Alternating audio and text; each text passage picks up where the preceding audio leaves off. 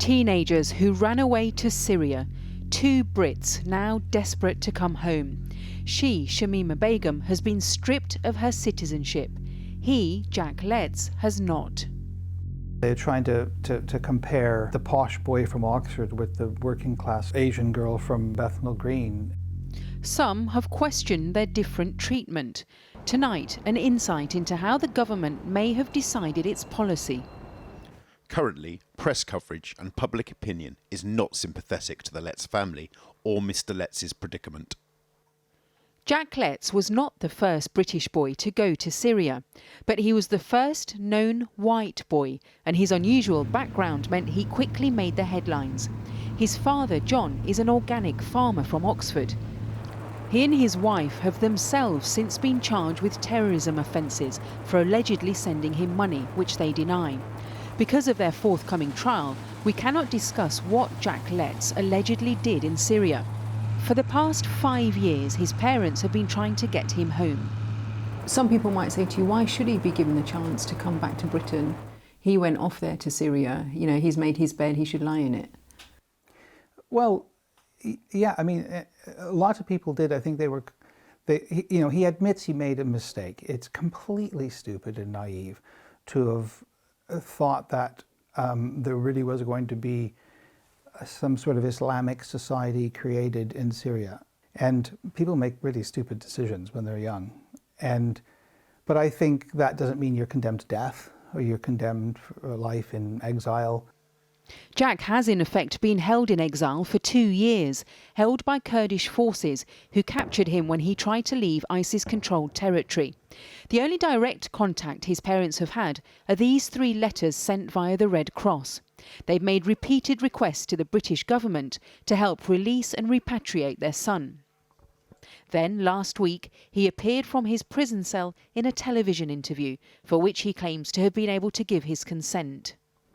It was a horrible thing to see your son being led into a room by a man in a mask. I miss my mum. Even I can just see my mum. I'd like just a phone call. I don't know if Britain can do that for me here, but I'd like just a phone call to my mum. It's been 2 years. Jack and I have always been really close, and it was heartbreaking to hear him say that he just wants one phone call with his mum, and I know that's not going to happen.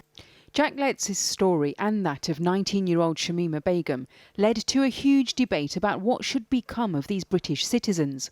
The Home Secretary was accused of pandering to populist calls for their passports to be revoked. Like Shamima, whose parents are from Bangladesh, Jack qualifies for dual nationality, as his father is Canadian. And so, after the British government denied their requests for help, they turned to Ottawa.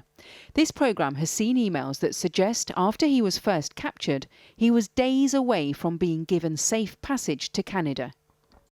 During 2017 and 2018, the Canadian government communicates to Jack's parents that they will do everything to secure his release.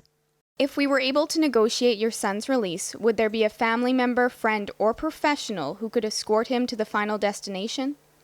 As the months progressed, a plan seemed to emerge to get Jack out. It is most likely that he will transit through Turkey to return to either Canada or the United Kingdom. The emails kept on coming. I want to reiterate that the Government of Canada continues to work diligently to secure Jack's release and exit from Syria. But suddenly last year, the tone changed. As we previously discussed, the Government of Canada closed its embassy in Syria in 2012 and has not had representatives in the country since then. As such, our ability to provide consular assistance to Jack continues to be very limited. So why did they appear to change their minds? Lloyd Russell Moyle is an MP who has been to Syria and spoken to the Kurdish forces holding Jack. My understanding is, and they told me, that an agreement, heads of terms agreement, had been reached with them and the Canadians. The words that they used to me, and this was last year now, was that it is a matter of days or weeks in which Jack will be sent to Canada. And then it fell apart at the last minute due to the intervention of another party. Do you think that could have been the British government, that other party? I can imagine it being either the British government or the Americans. Why would they not want him to go to Canada? I don't know. Again, the only assumption that I can make is that people wouldn't want him to go to Canada because it would set a precedent. The MP believes the government is wary of such a politically sensitive case. In a heavily redacted Foreign Office memo seen by this programme, the government considers its options for dealing with Jack's parents' request for help. Tellingly, the government notes the negative coverage that Jack's story has attracted. Currently, press coverage and public opinion is not sympathetic to the Letts family or Mr. Letts's predicament.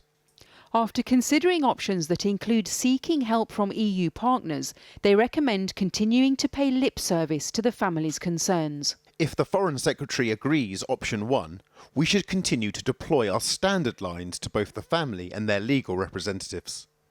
Both the Canadian and British governments told us tonight that they cannot comment on individual cases. Jack's parents want him home to face justice here. You know, Jack's real crime, in the eyes of so many, sadly, is that he converted to Islam. He's a white boy from Oxford who converted to Islam, so he's, you know, betrayed his culture. That's how many people see this and it's horrible to say, but it's true. After being so close to release, Jack Letts is now stuck in legal and diplomatic limbo. But unlike others, he remains a British citizen.